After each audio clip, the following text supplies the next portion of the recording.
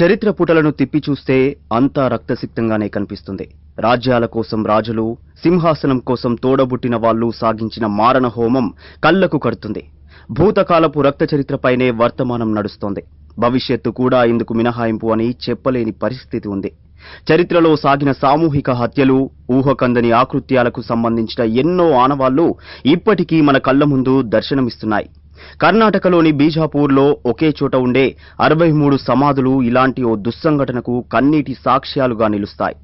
ఇన్ని సమాధులు ఇలా ఒకే చోట ఎందుకున్నాయో తెలుసుకోవాలనుకుంటే 17వ శతాబ్దంలోకి వెళ్లాల్సిందే. అప్పట్లో బీజాపూర్ రాజ్యం ఆదిషాహీ వంశస్థుల పాలనలో ఉండేది. అయితే ఓవైపు మరాఠా యోధుడు శివాజీ, మరోవైపు మొఘల్ చక్రవర్తి ఔరంగజేబు నుంచి ముప్పు పొంచి ఉండేది. వాళ్ళిద్దరూ ఎప్పుడు దండయాత్ర చేస్తారోనని రెండవ ఆదిల్ షా ఆందోళన చెందుతూ ఉండేవాడు.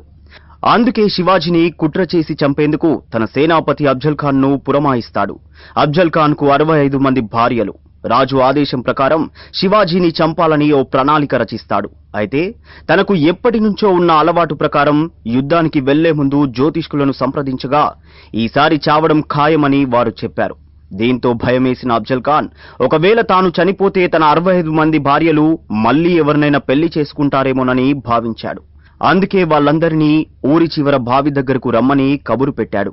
భర్త కుట్ర తెలియని వాళ్లంతా సంతోషంగా అక్కడకు వెళ్లారు. తీరా అంతా వచ్చాక సైనికుల సాయంతో వాళ్ళని బావిలోకి తోసి చంపటం మొదలుపెట్టాడు. ఈ క్రమంలోనే 2 భార్యలు పారిపోవడానికి ప్రయత్నించి సైనికుల చేతిలో హతమయ్యారు. ఇక అందరూ చనిపోయారని నిర్ధారణ చేసుకున్న అఫ్జల్ ఖాన్ బావి నుంచి మృతదేహాలను బయటకు తీయించి అక్కడే 6 వరుసలలో 63 సమాధులు కట్టాడు. సైనికుల చేతిలో మరణించిన 2 భార్యలకు వాళ్ళు మరణించిన చోటే సమాధులు కట్టాడు. అంతేకాదు, వాళ్ళ సమాధుల పక్కనే తన కోసం ఇంకో సమాధి కూడా కట్టించుకుని తర్వాత యుద్ధానికి వెళ్లాడట.